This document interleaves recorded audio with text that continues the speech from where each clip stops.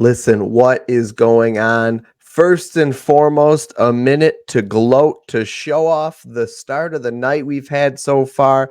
On top of this, I just don't have a screenshot. Michael Porter Jr. has come through for us once again, over 4.5 points, scoring 5. He banged home a 3 middle of the way through the first quarter for the fam, and he is cashing us out. I think we're 3-1 right now, with the name that I can't even pronounce being the only one that failed. He played 26 minutes.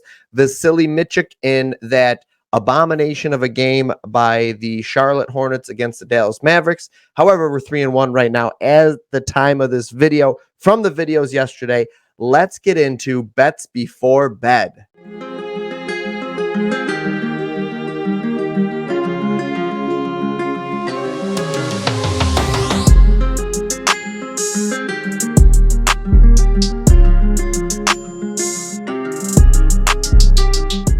Now, there aren't a lot of lines out right now. I'm going to be honest with you.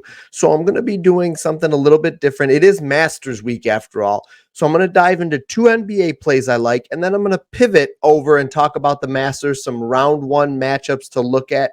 Not sure the length of this stream, but hopefully you like it. I mean, it is Masters week after all. If you like golf, even if you don't like golf, if you just like sports in general, Masters week is a big deal. So you should care about it, and I definitely do. I'm psyched. I cannot wait.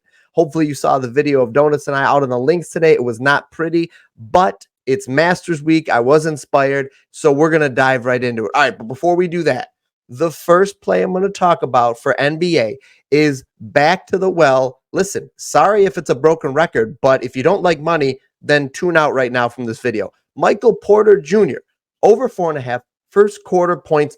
Tomorrow's slate, he's playing in the back-to-back games. I like it. He has a 90% hit rate over the last 10 games, a 67% hit rate on the season, 73% hit rate at home, which is a slightly better split than on the road. And he's locked in at 9+ first quarter minutes in every single game out. I'm not going to stop playing it. Why would you? If you've ever played sports before and you find a mismatch, if you're not that guy that doesn't just exploit. If you're not that person that just exploits the mismatch until the other team figures out a way to stop it, we are not the same, because I am that guy. If I find something that's working, I am going to drill it home until it stops working. And there's no end in sight for Michael Porter Jr. Over 4.5 first quarter points.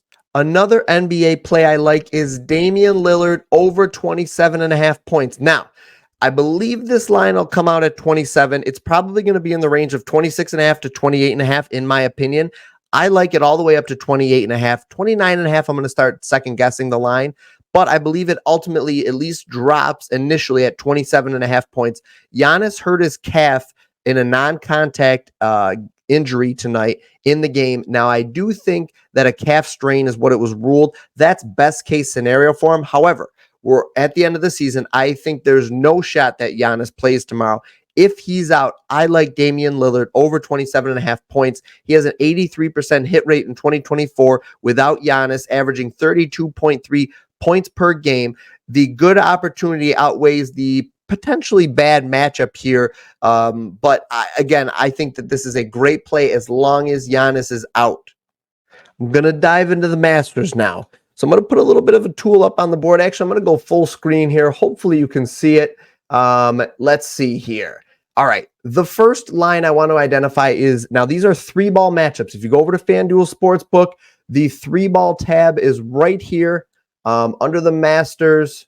It's kind of like almost all the way over. You have to scroll over. So it's 3-ball round one. If you're not familiar with golf betting and you're just betting on golf because you're degenerate and it is the Masters, listen, I don't blame you. No shame here. That is the time to bet on golf. It is the Masters, for God's sakes. All right. The first one I'm looking at is Tony Finau. I think this is a phenomenal value here at a plus 110 we're getting right now on DK and on PointsBet, which is now Fanatics, I think. FanDuel is a plus 100, so you're not getting as good a value over here on Bet365, Bovada, but a plus 110. And I do think that Finau is the most likely person to emerge out of this little threesome here. Obviously, Phil Mickelson, lefty, has performed well at the Masters. Last year, he stormed up the leaderboard on the last day to finish tied for second. I think that was a little bit of an anomaly here. I think that he settles back down and, his age should come into play. And I think Finau is the guy that comes out of this group that I like the most. Now, right here on the board, we've got some really good matchups here.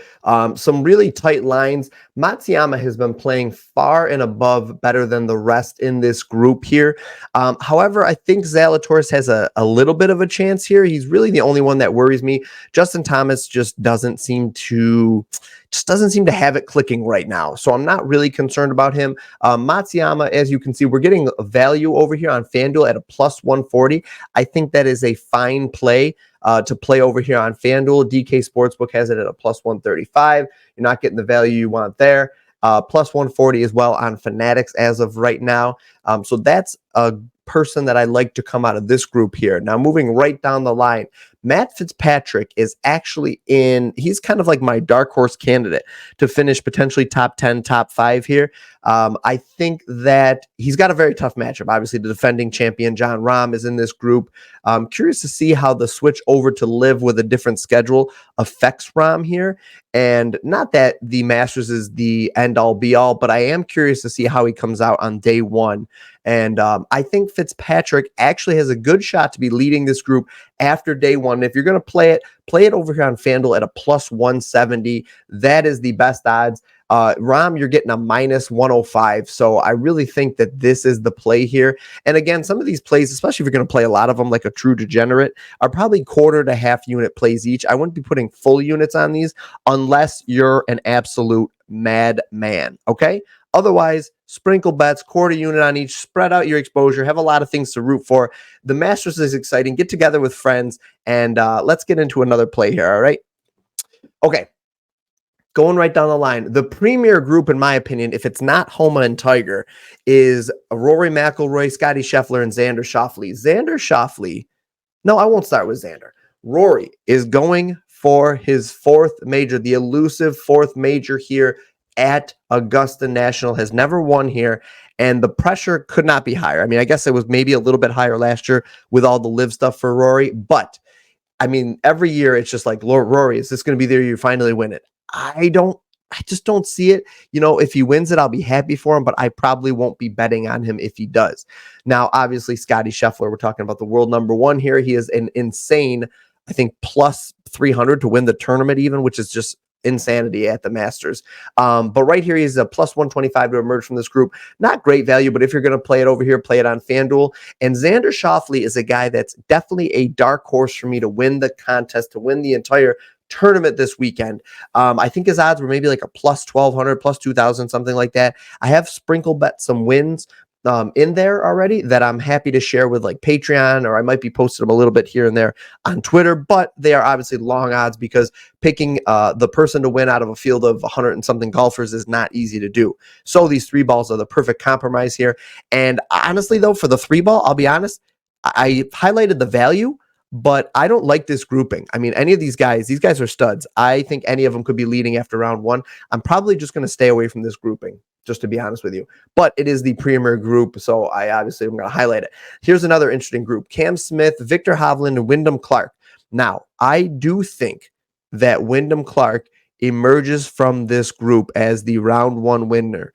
And if you're going to play it, get it at a plus 175 over here on FanDuel, giving us the best odds. Victor is another guy, obviously, that, rightfully so, is actually the favorite of this group. And I wouldn't be surprised if he emerges after day one being the leader. But Wyndham's just been playing so well. If he can get it all together, if he can put it all together, Wyndham absolutely can win this tournament. Like, make no mistake about it. Wyndham is probably the second best golfer in the world right now. So I would not be surprised at all if he emerges from this tough group as being the round one leader here. The only other one I was interested in is the Shane Lowry group. Bhatia won last week. I think that his line is a little bit hyped because of that. He's actually the second favorite in this group behind JT Poston, which I don't think JT has a shot in this group, to be honest. So I really do like Lowry here, though, as the favorite in this group. The odds are pretty straight across the board at a plus 130 on DK and FanDuel. And so I would just take it on either FanDuel or DK there. But I do like Lowry to emerge from that group. Oh, and I almost forgot. The last group I like, actually, I'll put two up on the board. I'm going to put Straka up on the board. And so we have the Finau group. I'll blow it up here. We got the Finau group on the left with Straka and Mickelson. I like Finau here. And Jordan Spieth at a plus 150. The last group I like here, the last player I want to bet on is Jordan Spieth to lead this group after round one at a plus 150. I just think that Jordan has played really, really well at Augusta. I think that out of this group, he has the highest likelihood to be leading after round one. But he's a guy that literally could be leading after day one, the entire tournament, or he could be fighting to make the cut. And, I guess you could almost say that with a lot of golfers, but like, Spieth is truly hot and cold. So I'm going to be putting a little bit of money on Spieth to emerge out of this group. Hopefully you like the little bit different format. Again, no NBA lines, no MLB lines are out right now yet. It's Masters week, so it's going to be a little bit different. We're going to switch it up a little bit on you. Please like the video, comment, and subscribe to the channel. I truly appreciate it. And remember, bet smart, win more.